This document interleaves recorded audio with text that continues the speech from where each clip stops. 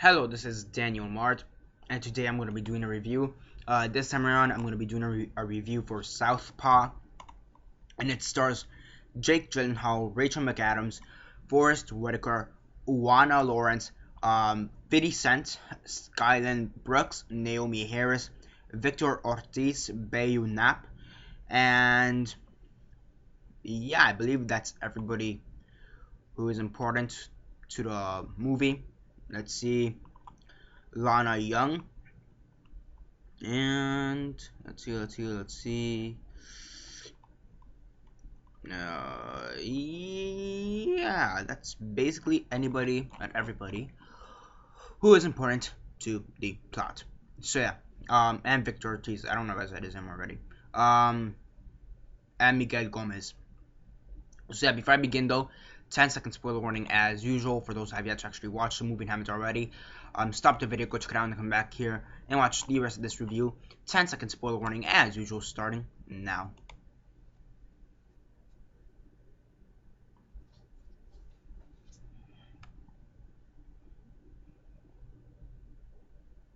Okay, so 10 seconds are up. So for those who have yet to actually watch the movie and haven't already, please do comment down below or be messaging me that I never gave you a fair warning, because as usual I did. And so yeah, basically in this movie you have Jake Gyllenhaal, who portrays this boxer called Billy Hope, and he's basically on top of his career. He just won at the beginning of the film. We see him win the heavyweight or the junior heavyweight championship or something like that. I don't know much about boxing, by the way. I don't really follow it, so sorry if I get some of the technical terms wrong or incorrect. So yeah, but he wins like the lightweight, heavyweight champion, like lights. I don't know how, the junior heavyweight championship or whatever.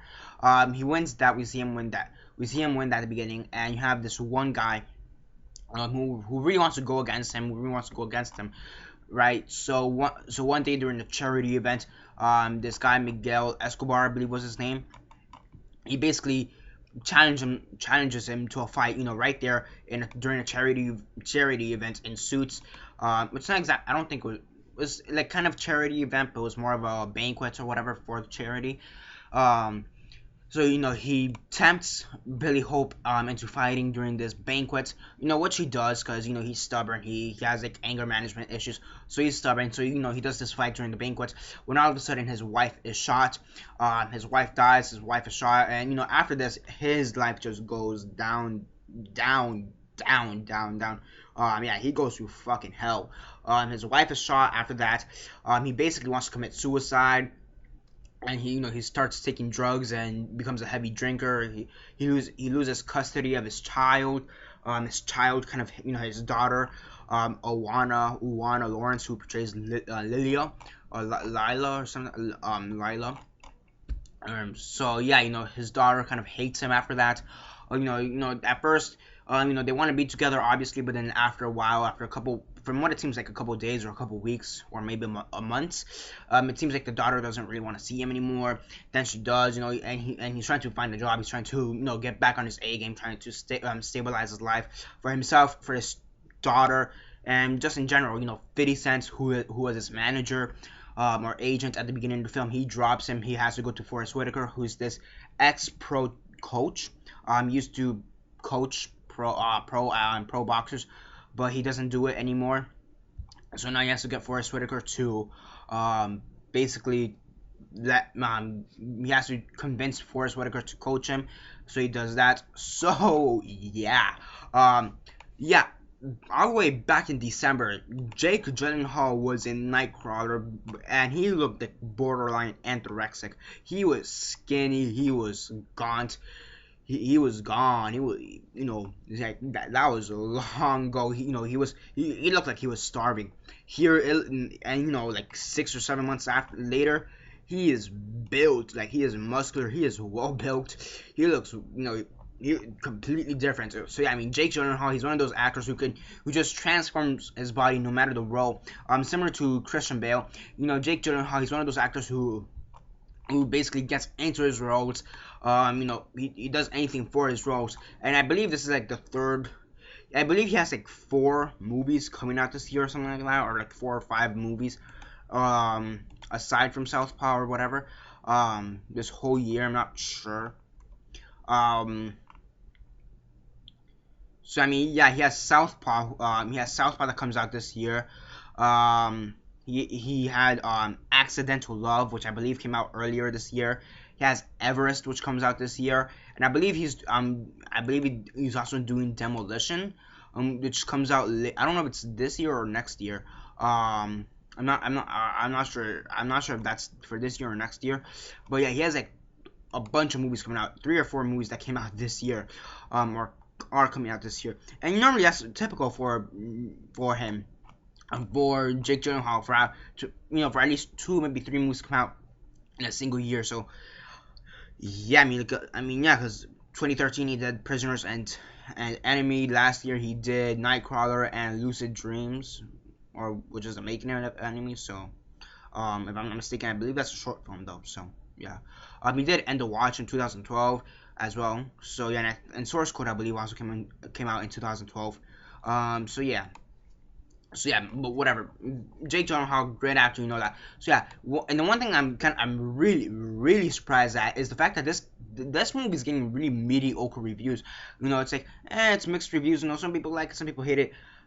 I don't know what movie the critics are watching, because this is a one of the best movies of this year. Fantastic movie. Definitely gonna be on my top 10 best movies of this of 2015. It's fantastic. I mean, the acting overall is, aside from Jake Gyllenhaal, Rachel McAdams.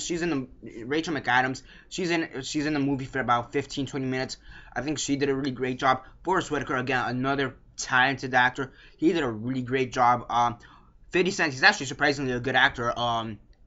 Yeah, I don't think he's ever done anything else, not that I could think of. He's probably done the soundtrack to a bunch of movies, but as an actor, I can't really think of anything else he's been in. Actually, no, wait. Wasn't he in the Escape Plan? I believe so. I think he was in Escape Plan, but I'm not completely sure. So yeah, 50 Cent. I thought he brought. He was in it sometimes, like he was in and out. I thought he did a really good job in his role. Also, it's his daughter Oona Laurence. Yeah, I mean, after watching three shitty kid actors today, yeah, because I went to watch Vacation. Those two annoying little pieces of fuck. Yeah, they annoyed me. They were terrible actors. Then you had the kid from Trainwreck. Yeah, that kid, he was okay in his role, but he annoyed the living shit out of me. Finally, today I watched a kid who didn't annoy the living fuck out of me. Yeah, this girl, she can act, and I'm pretty sure we're gonna be seeing a lot out of her in the near future. Hopefully.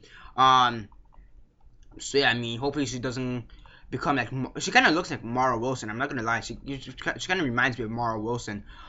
She was in Matilda. Mara Wilson, she was in Matilda and Mrs. Doubtfire. So hopefully this girl doesn't go into obscurity in like 5 years or whatever, like Mara Wilson did. Yeah, hopefully this girl keeps acting, because I thought she did a really great job. So yeah. Really great job. I mean, overall, this is a really well acted film, and it's also really well written.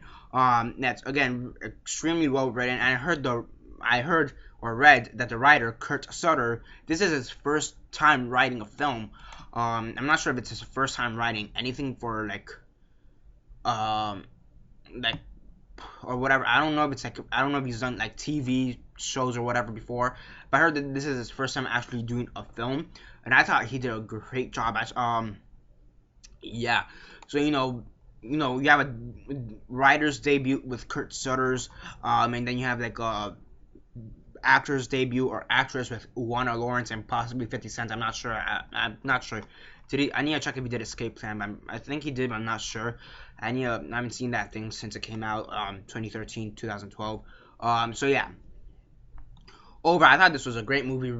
You just see like because this guy in the movie, Billy Hope, he's at his peak, and he just kind of goes down, then he goes back, peaks again. So I kind of like that evolution.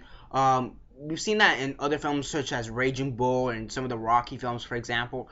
When you had like the wrestler, Rocky Balboa, for example, or in this case Billy Hope. He's at this peak, goes down, down. He goes to fucking hell, and then goes back. Then he's trying to get back to where he was at the beginning of the film, where he's like one of the most beloved boxers in the sport currently. So I mean, overall, I thought it was a great movie. Really, this movie is really emotional. Again, I've never cried in a movie. I've teared up.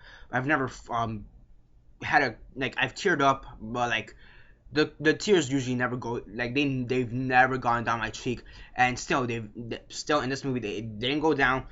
But I swear, if it would have gone down, I would have been okay, well deserved. Again, I teared up at a few times in this movie, but I still have yet to full out even have one tear go down. Um, Overall, though, fantastic movie. I'm surprised that's getting as low a score as it's getting. You know, it's getting like a 2 out of 10 and 2 out of 5 stars or whatever. Sorry, it's getting like 2 out of 5 stars. You know, 5 out of 10 or whatever. It's getting pretty, in my opinion, really mediocre reviews. I mean, I could see how some people are saying, you know, it's too dramatic, it's too sad, you know, it's too depressing. I could see someone saying that and not liking it for that reason, or not liking it that much for that reason because it's too depressing. But you still have to admit this is still a really well made film.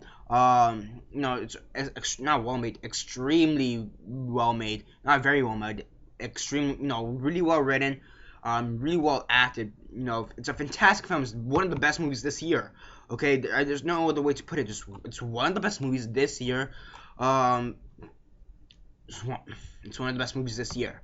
So yeah, I mean, what else can I say? On a scale of 1 to 10, 1 being the worst, 10 being the best, and 6 being decent, this movie deserves a 10 out of 10. It's a 10 out of 10 film. It's one of those movies you need to watch. Forget what you're reading on, you know, like on the New York Times or whatever bullshit other reviews. They're not giving this movie enough credit as it is. It's a perfect film. It's a fantastic film. The only complaint I could see anybody giving this movie is that it's it's not too dramatic, but it's too depressing at times. And I could see someone, you know, complaining about that. But at the end, it's a great film, and I don't understand how anybody's giving this movie less than a 7 out of 10. I could see someone saying, you know, it's too depressing, so I'd give it a 7 out of 10 or some bullshit like that. But if anybody's giving it less than like 7 out of 10 or whatever that, or whatever, what is that? It's out of for 5.